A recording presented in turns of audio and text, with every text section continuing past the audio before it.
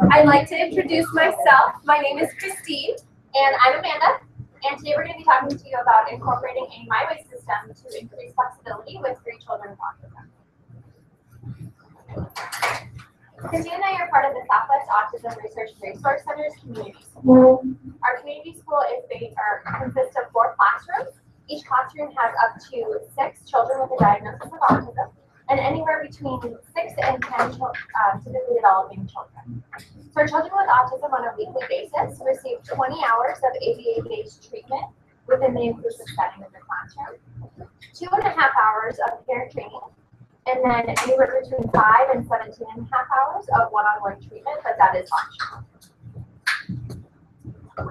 Before we get too far into our presentation today, I'd like to share with you some situations that I think will introduce our topic very nicely that I hope you all can relate to some degree. First, let's talk about little Sally. Let's say you and little Sally every morning bicker about what shoes she should wear to school. Little Sally wants to wear her pristine white ballet flats to school, and she is not willing to budge. She wants it her way.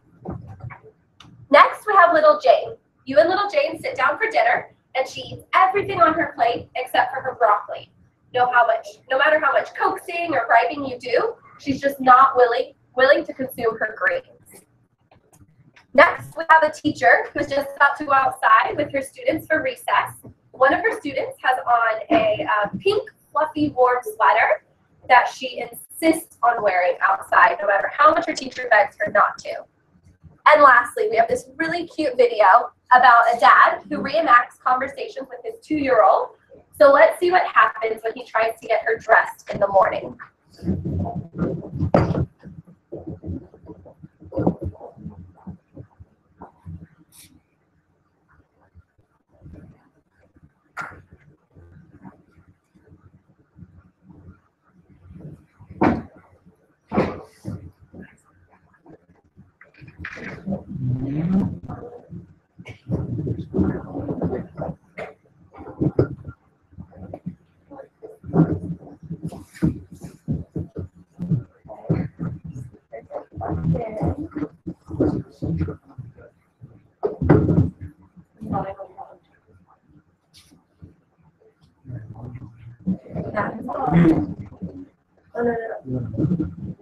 Okay, here's my next idea. Okay.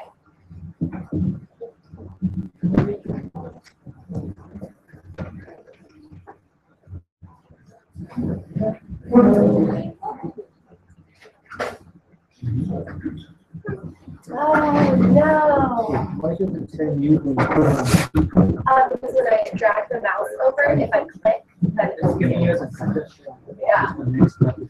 Okay. Well, unfortunately, that's not going to work. Oh, I'm sorry. Well, I can give you the summary of it. Or everyone can pull up YouTube on their phones. That's fine as well. So Dad reenacts the conversation that he has with his 2-year-old with one of his best friends, who's a grown man. So it's really funny because he's in his red underwear, sitting in the bed, and Dad is trying to coax her to get dressed, and she just pulls out every excuse in the book to not get dressed, down to the point where it has like the old Western theme where they pull their guns out and it's like who's gonna win. So it was really, really cute. So I'm sorry that didn't work. Well, similar to the examples that Christine was able to share with us, we're seeing similar things happen in our 3 children with autism participants that you'll get to meet in just a little bit. However, their problem behaviors were very frequent and intense. So which leads me to today's topic, inflexibility. So these types of opportunities to be flexible that we are presenting to each of our participants surrounded anything from transitions, so from dinner, going to get ready for bed, take a bath, brush their teeth, all the way to play. So if our children were involved in some sort of play routine and somebody came in and tried to modify it just slightly, they would begin engaging in these very intense problem behaviors. So thinking back to some of the examples that Christine gave, some of this, like if you had little Sally sitting at the table not wanting to eat her greens, maybe she would pout, say no, push the plate away. What our kids were doing, tenfold. So they would They would flop to the floor, scream, cry, run away. It's very difficult to get any learning opportunities when they were engaging in these problem behaviors. We wanted to target inflexibility for a variety of different reasons. First, as Amanda just told you, the intensity of the problem behaviors that we were seeing within the context of the classroom led to isolation from peers. So when one of the participants that you'll meet today would engage in inflexibility, she would later try to approach a group who was playing, and all of the kids would get up and leave because they didn't want to play with her anymore. It was also very challenging for caregivers to engage in daily routines. So let's take the daily activity of bathing. I think it's pretty okay to be particular about the kind of shampoo you use and conditioner and even the temperature of the water. Another participant that you'll meet today was particular about not only that, but a million other things as well. So where the bath mat was going to be laid, what color bath towel, whether the hot water or the cold water was turned on first, whether there were bubbles in the bathtub. She had a twin brother, so whether her brother or her got to enter the bathtub first. I mean, and it all just snowballed from there. So by the end of bath time, Mom was mentally drained. Being flexible is also ideal for an increased quality of life. As we all know, life is pretty unpredictable, and for the most part, we can be okay with that. So when it rains on the day that we're supposed to go to the zoo, well, we just go to the indoor trampoline park. Our participants were not okay with that, and we really wanted to teach them to roll with the punches because life is very unpredictable a lot of the time. Lastly, we wanted to teach them to engage in appropriate social communicative behaviors because this leads to a safe environment for caregivers, for siblings, and for peers. Okay, so we have the what, which is our inflexibility. We have the why, which is what Christine just went over. And now we need the how. So how are we going to create a program to address inflexibility? First and foremost, we wanted to take a look at what the research had to say. We first looked at functional communication training. So functional communication training is when you are replacing an inappropriate social communicative behavior. So in our case, we were seeing the problem behaviors flopping, crying, screaming, running away, potentially hitting, kicking. We wanted to replace that with an appropriate social communicative behavior. In our case, that's going to be language, but we wanted to make sure that the language served the same function as the problem behaviors were. Next, we took a look at concurrent schedules of reinforcement. So concurrent schedules of reinforcement are when two or more contingencies of reinforcement operate simultaneously and independently on two or more behaviors. We're going to dive right into that in just a little bit. And then lastly, we wanted to take a look at the bedtime task research. So the bedtime task research, they wanted to utilize 2D picture cards as clear indicators for when children could and could not get out of bed at night. So we wanted to take elements of this research in conjunction with functional communication training and concurrent schedules of reinforcement to create our My Way system. Let's meet our first participant. Participant 1 is Natalia. Natalia was in treatment with us from February 2011 until June 2014. Intervention took place within Natalia's inclusive preschool classroom between the months of April 2013 and June 2013. At the time of intervention, Natalia was 3 years and 8 months. Some of Natalia's strengths include her expressive communication, so she was able to use phrase speech. She could ask questions, answer questions, and she loved to initiate conversations. Natalia was also very strong with her academic skills, as well as her auditory comprehension.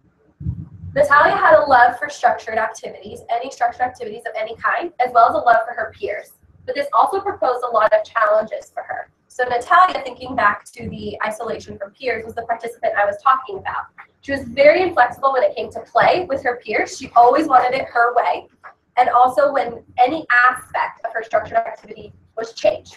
So when we would suggest to Natalia, if she was coloring with a red crayon, and we suggested maybe adding some stickers to her paper, immediate meltdown. She was not having it. Let's take a look at her data. On each graph you'll see today, you'll notice that the x-axis right over here represents the date that data was taken, and the y-axis shows a percent. We have two measures on each graph. The first measure, represented by the black line, is the percent of opportunities in which our participant responded appropriately to a suggested change. So thinking back to asking Natalia to have stickers on her paper, we're looking for her to be appropriate about it. She could do one of two things. She could say, sure, I'd love to put stickers on my paper. That's appropriate, right? Or she can say, no, thank you. also appropriate. Both are acceptable, and that's what we were tracking. You'll see represented by the gray line is the percent of opportunities in which Natalia was flexible upon the first try. So whether she allowed the stickers or whether she didn't. What we can see with Natalia is that her percent of appropriateness was between 80% and 90%, with the exception of one data point where it dropped right below 50% right here. So for the most part, she was pretty decent at being appropriate. Her flexibility was a little bit lower though, so that was between 20% and 50%. So what that told us was that, again, Natalia was pretty decent at appropriately refusing opportunities to be flexible. She was a good candidate for this intervention. Let's take a look at what this looked like and what impact it had on her relationship with her peers. What you'll notice in this video is that Natalia's playing pretend rocket ship with one of her friends. Natalia wants to count from 1 to 10, while her peer wants to count from 10 to 1. So Natalia, again, wants it her way or the highway. Peer picks the highway and leaves and tells her that he's not going to play with her anymore.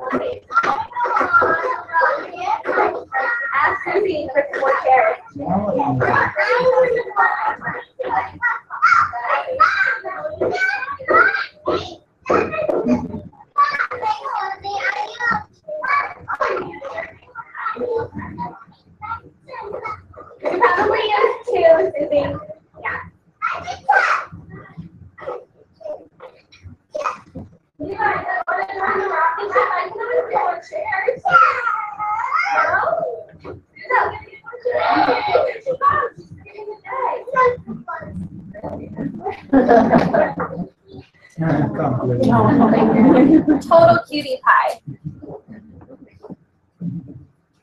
Our second participant is Eric, and Eric began with us in April of 2012 and is currently still enrolled in our community school. For his intervention, like the time, it took place in his inclusive preschool from August of 2014 to October of 2014. He was 3 years, 3 months when we did the Monday intervention with him. So Eric is a wonderfully lovable little boy. He is super energetic. He has a lot of communication, so he interacts with adults as well as his peers, whether it's just requesting from his peers, initiating with his peers, and also with adults. We have a great deal of language to begin with. He had some play skills, but he truly thrived in structured settings. So as long as it was predictable, he was great with it. Which, as you can imagine, was his biggest issue. His greatest challenge was when anything was modified, whether it was with his play. So if he was driving the car down a car ramp, and a peer simply came over and drove their car up the car ramp, boom, immediate meltdown, potentially throwing toys. And so again, we were missing out on quite a few learning opportunities with Eric.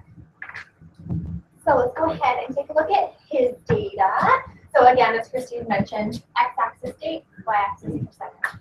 So what Eric's data is telling us is that his appropriate responding was 15%, but then decreased to 30%. However, his flexibility remained high. So he was able to be flexible with the opportunities we were presenting him. However, he was engaging in problem behavior simultaneously. We knew we needed to learn. Our last participant is Polly. Polly was in treatment with us from August 2010 until June 2014. Polly's a little bit different because unlike Eric and Natalia, Polly's intervention actually took place in the confines of her house. So I coached Mom during our parent training sessions. Intervention took place between January 2013 and July 2013. At the time of intervention, Polly was 4 years and 2 months. Some of Polly's strengths include her expressive communication, so she had free speech.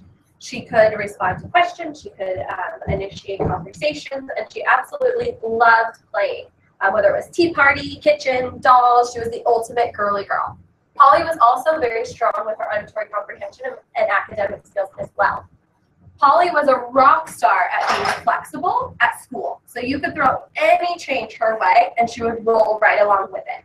But for whatever reason, the fascinating thing about the autism diagnosis, Polly was not the same way at home. So Polly was very inflexible when it came to play at home, as well as any of her daily activities as well. So whether that was dressing and undressing, bathing, so back to the example that I gave you, as well as eating and teeth brushing. Polly is probably the most inflexible of all of our participants. As you can see, her flexibility ranged just above 10% all the way to 0%. So it's very, very rare that Polly was willing to be flexible. And her appropriateness was between 30% and 50%. So it's pretty hit or miss. Here's a video to show you what that looked like at home. So in this video, you'll see Mom playing pirates with Polly. You'll see a pirate ship right over here to the left, which of course is where Izzy the pirate goes, right? Well, Mom suggests that Izzy the pirate takes a drive in a minivan. And let's see how Polly responds to that.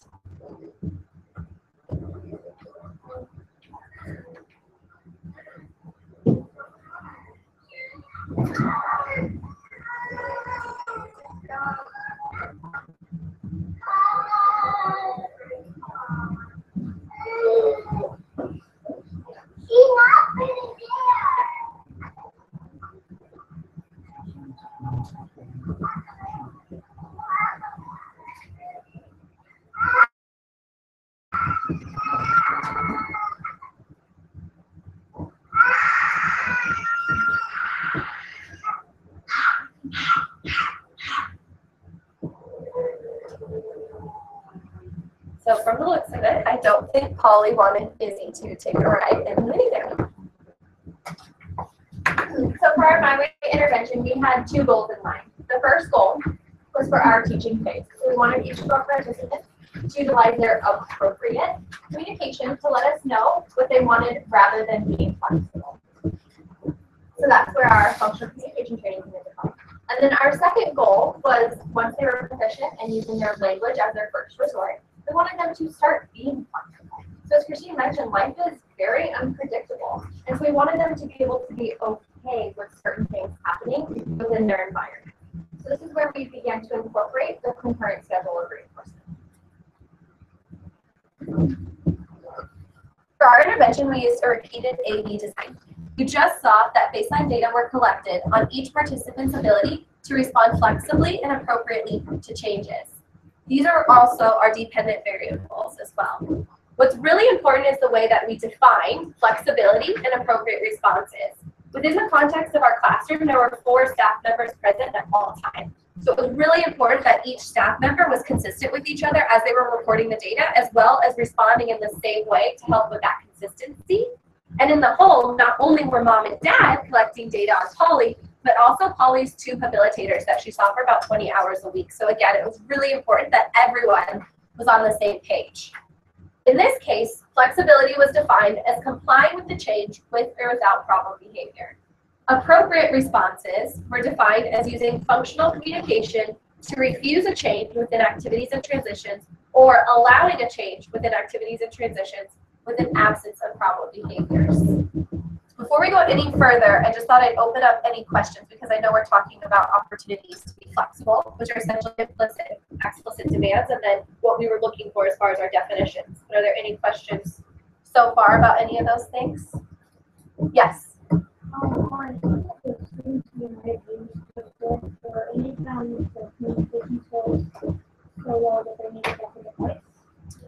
No, we have not done an intervention, My Way intervention with any participants who do not have any expressive communication.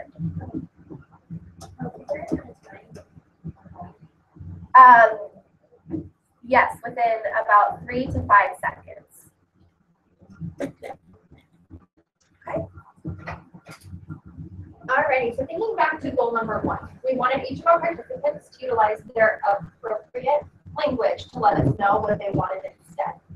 So in order for us to do this, we taught them to exchange a 2D picture card that had My Way printed very clearly on the front, and all they had to do was when we presented them with an opportunity to be flexible, they would just hand us their My Way card. The next thing that was really important with this is they needed to let us know what they wanted instead. So in the beginning, during our teaching phase, the cards were unlimited. So each participant had their own board, and there could be anywhere from 10 My cards on it, all the way up to 50. It really didn't matter because we had a system in place to fade out our prompt levels. So at first, we started with the most intrusive prompt in order to get them to just remind them that, hey, don't need to get upset. Your My Way board's right here. Give me a My Way card. You can let me know what you want instead. And we faded ourselves out completely until each participant was able to just pick up the card. Here you go. And this is what I want. Instead of coloring or instead of putting stickers on my paper, I want to keep coloring with my red marker. So here are some videos of that. So our first prompt procedure was for priming. So we would deliver an opportunity to be flexible. And in this case, in the first video with Natalia, you'll hear the clinician ask her to use a tube as a ribbon rather than the ribbon as the ribbon. And then immediately follow it up with, but remember, if you don't want to, you can just give me a My Way card instead. Let's go ahead and see what Natalia does. Here, Natalia, let's pretend that this is a ribbon. And if you don't want to, you can just give me a My Way card.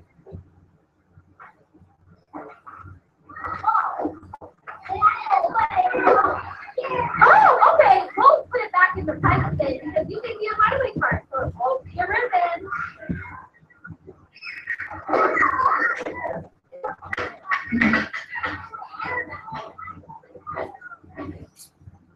And then in our second video, we have Polly at home with mom.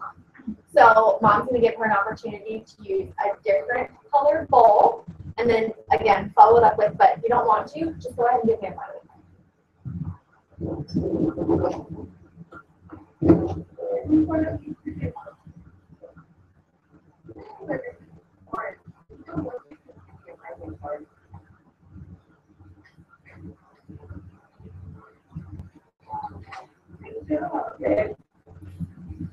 And in our next video, this is an example of gestural prompting. So again, Polly's intervention was done at home.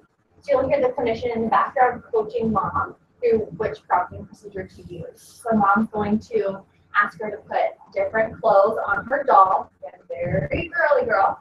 So putting different clothes on her doll, and then the clinician's going to remind mom to just point to the board, and you'll hear mom like tap it in the background.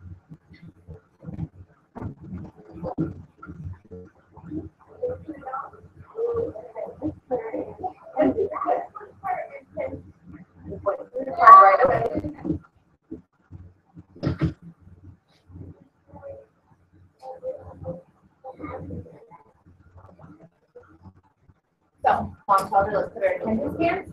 She says no, gives her a My Way card, and then she tells her, I want to put her in her dress. So in these last two videos, these are examples of independent exchanges. So this was our final step in our teaching phase. So we wanted each participant to just remember that, hey, I have this board with me. I don't need to get upset. I can just pick up a card and hand it to you. So in the first video, we have Natalia, and the clinician is going to give her an opportunity to put on triangles on the castle that she's building rather than a square or vice versa. And Natalia picks up the card, hands it to her, and actually tells her exactly what she wants. How about we put some triangles on your castle? Here, let's put triangles on your castle.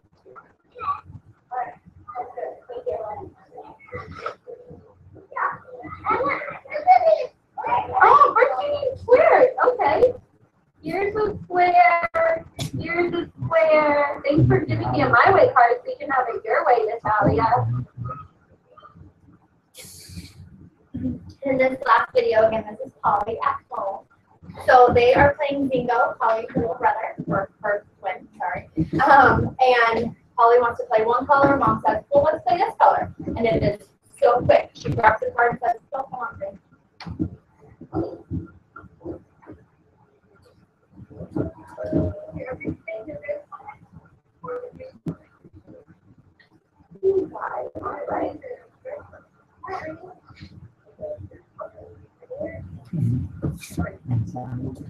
So in both of these last two videos, again, there was no prompting needed to remind the participant to just go. So we knew goal number 1 was met when each participant was able to proficiently utilize the My Way system. This means that each participant was able to independently hand over a My Way card while being appropriate about it, which means their expressive communication had no accompanying problem behaviors. So let's take a look at the data which supports just that. As you can see, we already went over Natalia's baseline data, and her appropriateness was pretty decent. So we just wanted to bump that up a little bit with the use of the cards to make sure that she's maintaining her percent of appropriateness, and you can see I circled it in red that she was able to do just so. It's a little blurry, and I'm not quite sure if you can make it out, but the arrows indicate how we faded our prompting. So we started with priming, then we moved to verbal, gestural, until the participants were independent. So we were able to consistently help the participants by fading our prompting once they were meeting a certain mastery criteria.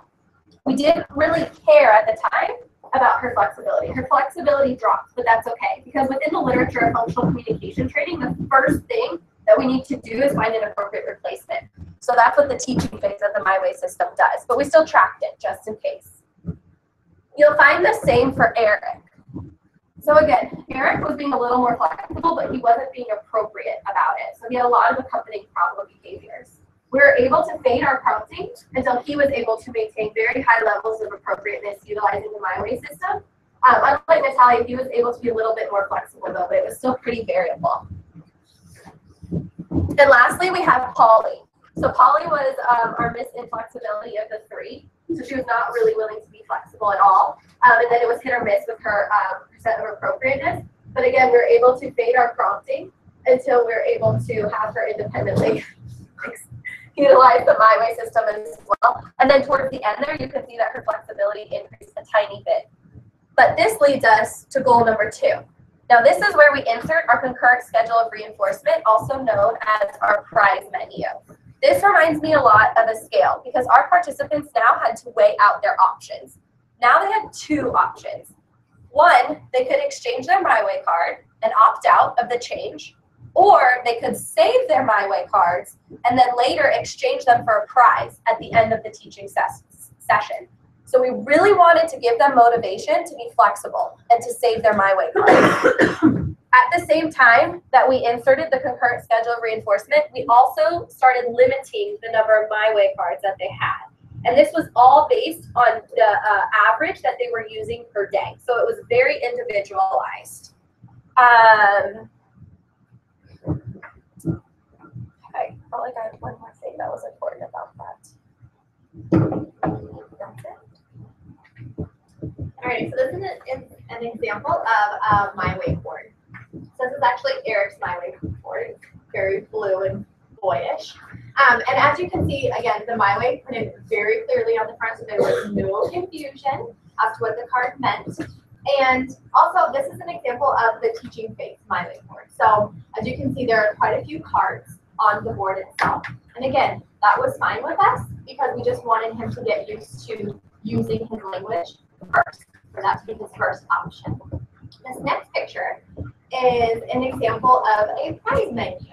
So this is actually Natalia's prize menu. And if you were to look at Eric's prize menu, it would consist of cars, books, riding bikes outside, very kind of boyish activities. Whereas Polly's would be filled with dolls and princesses. So each prize menu was very individualized to each participant. So as you can see, if at the end of the teaching session, Natalia kept between 13 and 15 cards, she got special teacher time. And this for her was like the icing on the cake. This was the best thing ever because she was so drawn or so motivated by attention and so motivated by having that one-on-one time with the teacher that she would do just about anything for this. And then it goes all the way down to if she had kept 1 to 2 cards during the teaching session, she got a Skittle or a sticker. So something small. But we still wanted to make sure that each participant was receiving reinforcement for using their appropriate language to opt out of something, or even just keeping a few cards and being flexible and cool throughout the day. Sorry, yes? How long were their teaching sessions? So for us, if it was in the confines of the preschool classroom, our teaching sessions were 4 hours. So 8 to noon, which is what the morning school was. And then for Polly's, in terms of at home, it was during her hair training, so that was 2.5 hours. My other thought back to how we systematically reduce the number of cars, I think it's important to note that we still wanted the participants to have an opportunity to opt out. We do not want to make our children 100% compliant because, as you know, 3 and 4-year-olds are not. We just wanted them to be appropriate about it because that's what their typically developing peers were doing. So we still wanted to give them opportunities to opt out, but we still wanted to increase their flexibility as well. We really wanted to leave it up to them and let them have the ability to choose.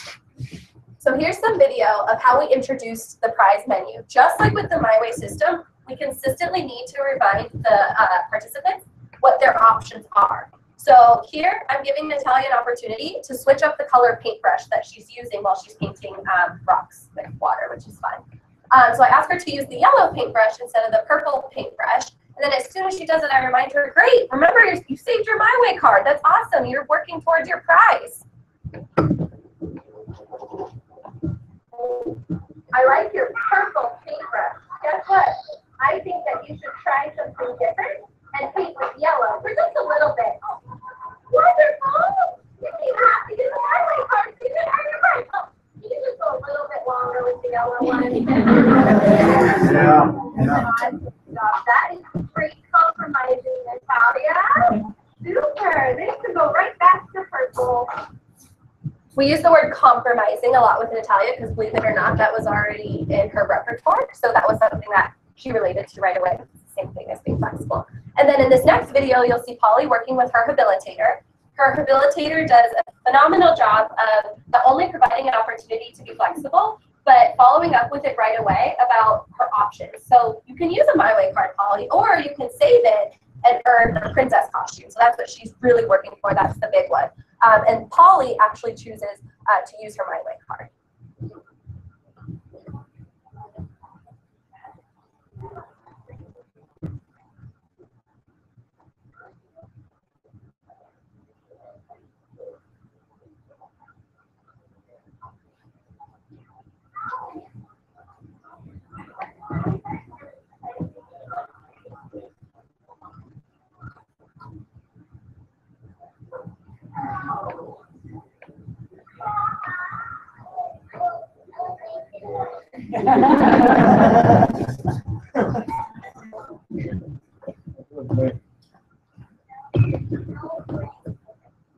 Those of you who don't know, Rapunzel and Brave don't interact with each other, right? Totally separate movies. So, and next, this is a cute little video of the clinician presenting Natalia with a blue paint bowl instead of her very preferred pink or purple paint bowl. And right away, she actually recognizes that she's compromising. So she actually lets us know that, hey, I'm being flexible, and she has really high affect as well. First,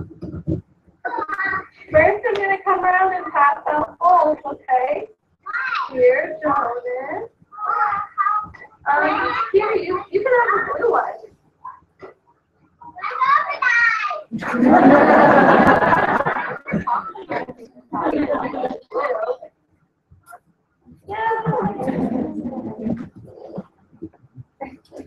And here we have the results. So this is our icing of our cake.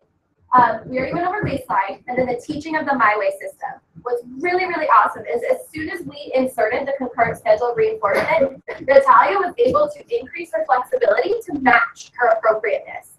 So what this was telling us is that Natalia was being appropriate whether she was refusing and using her My Way cards to opt out, or she was being flexible. And as you can see, her percent of flexibility went up to between 80 and 100%. So she was actually able to be flexible and try new things. And next we have Eric's data. So again, what we saw on baseline was that he was able to be flexible, but not appropriate. So he was simultaneously engaging in following peers. Once we introduced the My Way system, his appropriateness skyrocketed. His flexibility was pretty good, stable, and varied. However, as soon as we introduced his very awesome prize menu, again, just like Natalia's, it went up. Okay, so it went from so all the way up to about 84%. And then again, it maintained at high rates alongside his appropriate response. So what was really cool about Eric is that we were able to start thinning his schedule of reinforcement along with the amount of cards he had time to on his board once he was able to demonstrate that he could keep his flexibility at high levels. And then our last participant was Polly, same thing. So she was the most inflexible out of all of them.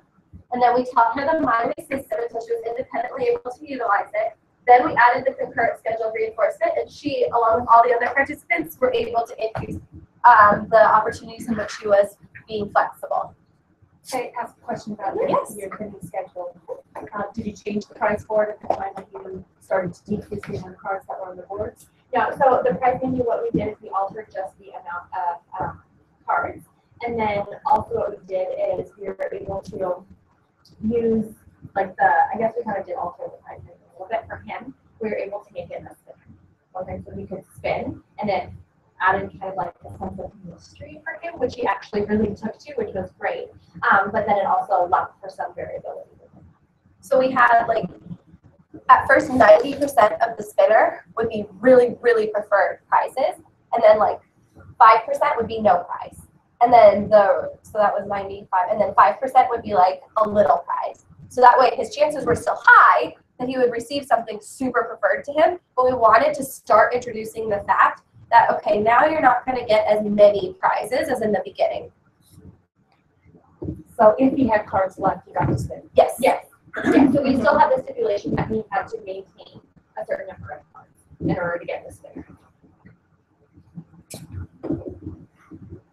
Alrighty, so we're going to get to our result videos. Kind of came up a little wonky. So I wanted to pull back up our baseline video so that we could remind ourselves what Natalia and Polly looked like prior to any intervention at all. So let's go ahead and take another look at Natalia's video.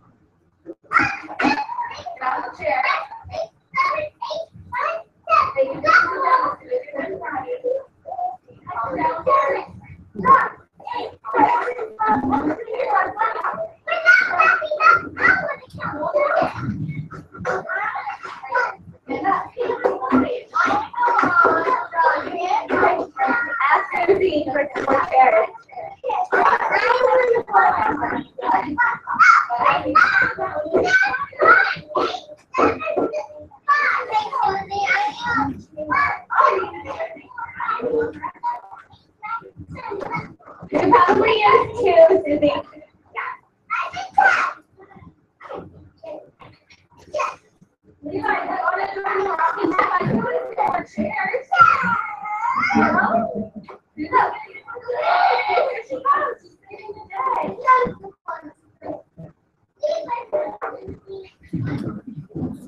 So again, during that interaction, there wasn't a whole lot of reciprocal social exchange. So it was just different. And Natalia wanted it for where the highway and here. All right, I choose the highway. Don't want to play like that. The great thing about this results video that you're going to see in a second, there are tons of social interactions going on just within this small clip. So Natalia is sitting at a table with two of her favorite little guy friends in her classroom.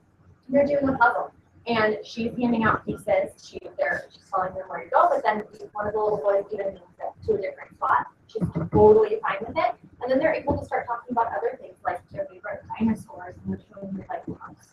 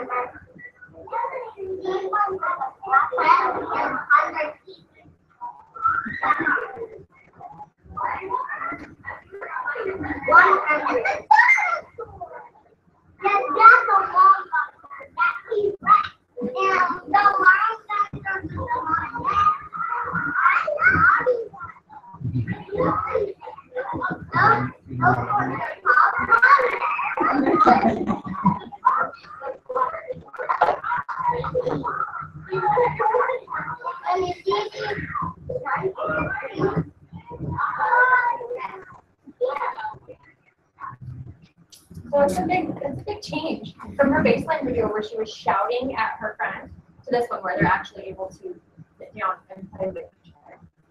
So just like Natalia, we're going to go ahead and take a look again at Polly's baseline video. So this was the one with Izzy, the pirate. Clearly, Polly does not want her going in the minivan. And so let's just do that.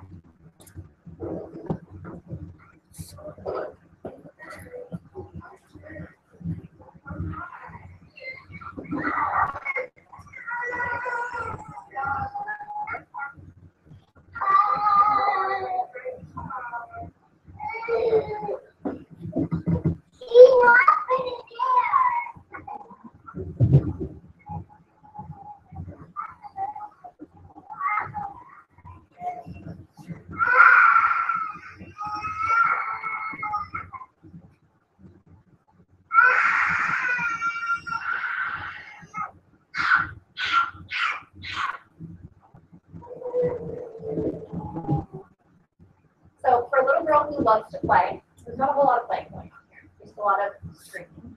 And mom, how dare she, suggests that Izzy go in the minivan. She's just, trying to help Polly along with her play. But in the results video that we're going to take a look at, there are tons of opportunities for Polly to be flexible. Mom suggests putting clothes. There's a doll over here at the site, putting a different pair of clothes on the doll than what Polly had originally suggested. And then they actually start to build a doll together. So they're each putting on different clothing on this doll. And it's actually really cool to see her and mom able to come together and play.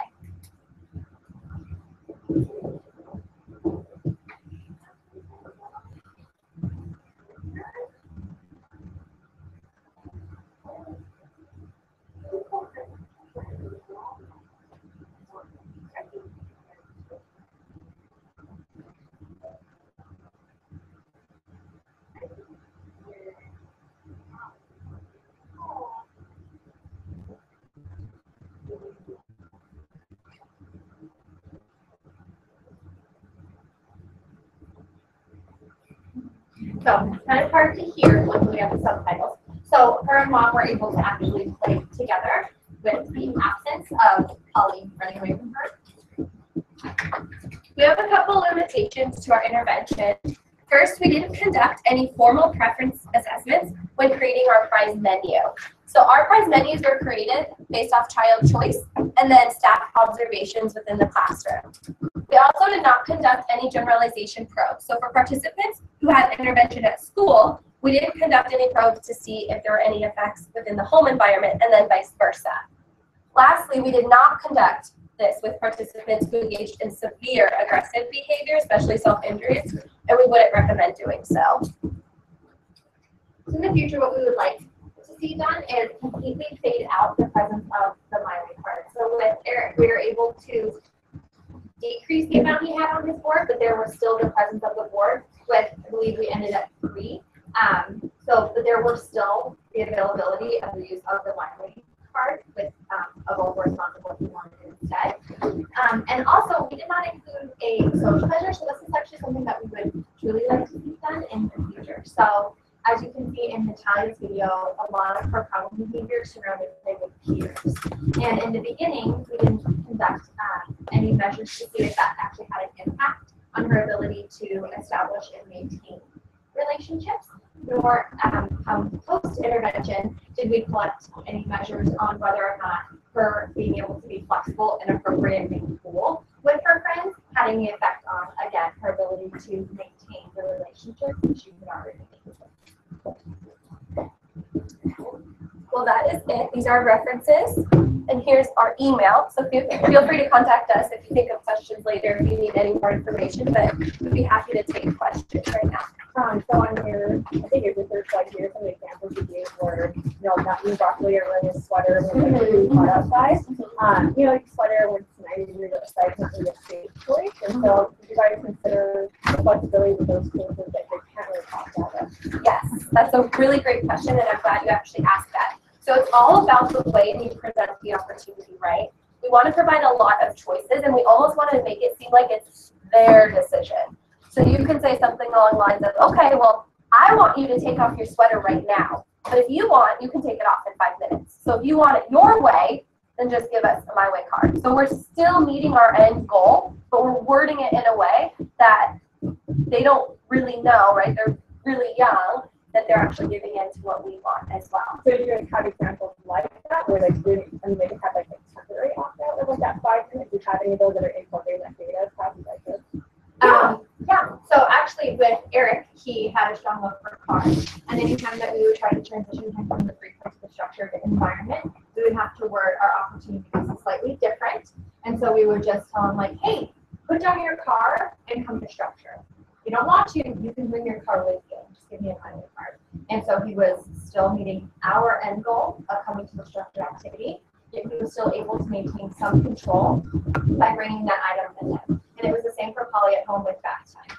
So mom would present her with the opportunity of, hey, I want your brother to get in first, or you can give me your My Way card and you can get in the bathtub first. So regardless, she was still going to take a bath. She wasn't going to get to get out of that. But the way that our opportunities were presented were worded slightly different. Any other questions? Do you guys collect any data on what the typically developing peers are doing and how they learn?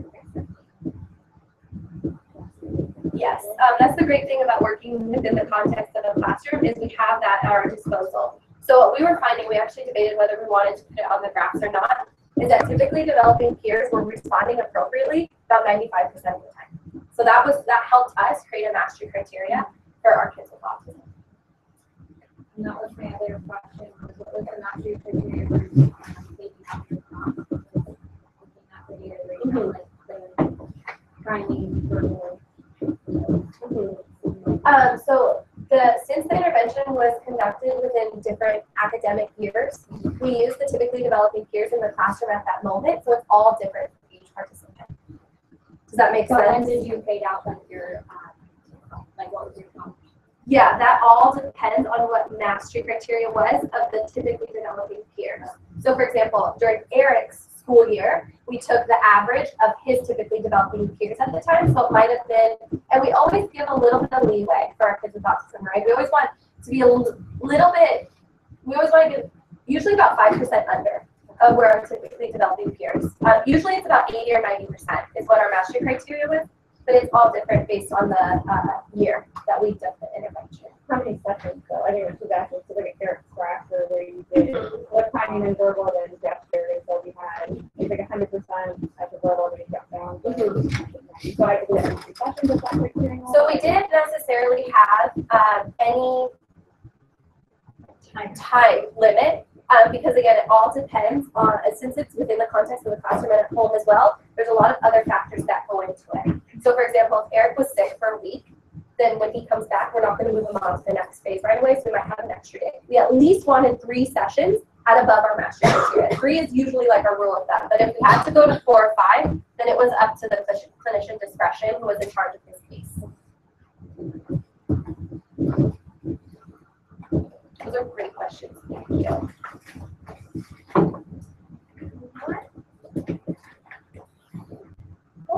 Well, thank you guys so much for coming. If you didn't get a chance, there is a sign sheet in the back. If you would mind just signing in for us.